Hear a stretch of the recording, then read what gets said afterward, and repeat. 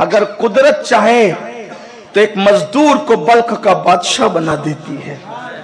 अगर कुदरत चाहे तो शमसुद्दीन अल्तमश जैसा गुलाम, ये शमसुद्दीन कौन था?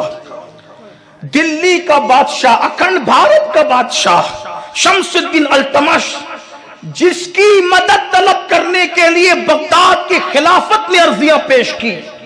वो शमसुद्दीन अल्तमश कौन था? गुलाम था, बगदाद में अपनी जवानी में गुलामी करता था, लेकिन कुदरत ने गुलामी से निजात देकर उसको बादशाह बना दिया। और बादशाह बनने की बात आई तो मुझे बहुत अच्छी बात भी याद आई। वो बादशाह बना कैसे? शमसुद्दीन अल्तमश।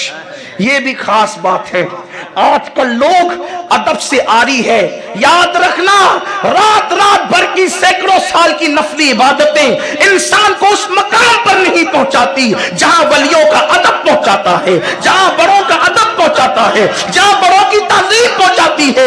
एक मर्तबा का वाकया है कि हजरत ख्वाजा कुतुबुद्दीन बख्तियार काकी और हजरत शेख उश्शयूख शेख शिहाबुद्दीन उमर सुहरवर्दी, ये दोनों एक दरख्त के नीचे बैठ के बातें कर रहे थे।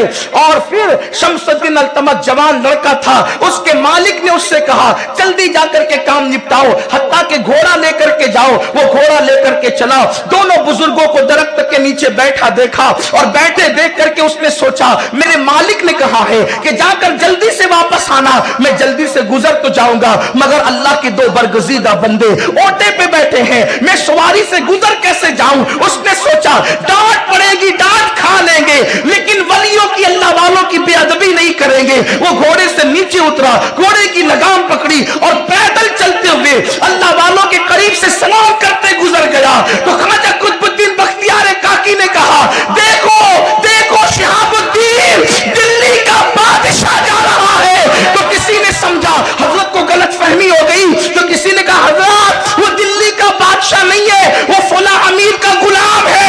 फरमाया फकीरों का जो एहतराम करे, फकीरों के मुंह से जो निकल जाता है सो निकल जाता है। दुनिया ने देखा कि जो आज गुलाम था वो कल का बादशाह बन गया। ख्वाजा गरीब नवाज एक जमाने तक दिल्ली में रहे, और जब दिल्ली से अल्लाह के हुक्म से अजमेर मुकद्दस तशरीफ ले गए तो दिल्ली की विलायत आपने हजरत कुतुबुद्दीन बख्तियार काकी रजी अल्लाह तआला अन्हु को अता फरमा दी। उस वक्त दिल्ली में सुल्तान शमसुद्दीन अल्तमश की हुकूमत कायम थी। सुल्तान शमसुद्दीन अल्तमश भी अपने दौर का मुत्तकी और परहेजगार और निहायत आदिल बादशाह था। जुल्म और जबर के खिलाफ एक लम्हे के लिए भी उसकी तलवार नियाम में नहीं रहती थी, बल्कि उसके दरबार में पहुंचने के लिए हमेशा दरबार का रास्ता खुला रहता था। कोई भी हिंदुस्तान का फरियादी सुल्तानुल हिंद ख्वाजा गरीब नवाज के महबूब और चहीते खलीफा हजरत कुतुबुद्दीन बख्तियार काकी के मुरीद सुल्तान शमसुद्दीन अल्तमश की बारगाह में पहुंचकर अपनी फरियाद पेश कर सकता था।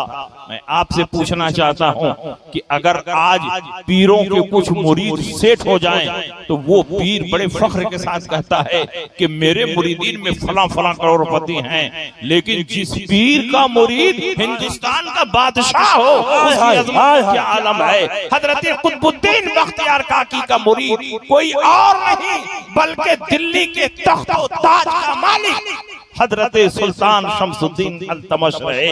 और जब कुतुबुद्दीन बख्तियार काकी की सवारी चलती थी तो पीछे पीछे सुल्तान शमसुद्दीन अल्तमश भी दरबारियों के साथ चलता था। और सुल्तान शमसुद्दीन अल्तमश जब अपने दरबार में बैठता था और लोगों की फरियादें सुनता था और फैसला करता था तो अहम मामलात और फैसलों में हजरत कुतुबुद्दीन बख्तियार काकी से मशवरा भी करता था, उनसे पूछता भी था कि हुजूर क्या फैसला किया जाए। कुछ दुनियादार किस्म के दरबारियों ने देखा कि एक फकीर को दरबार शाही में इतनी इज्जत मिल रही है, बादशाह सलामत अपने तख्त के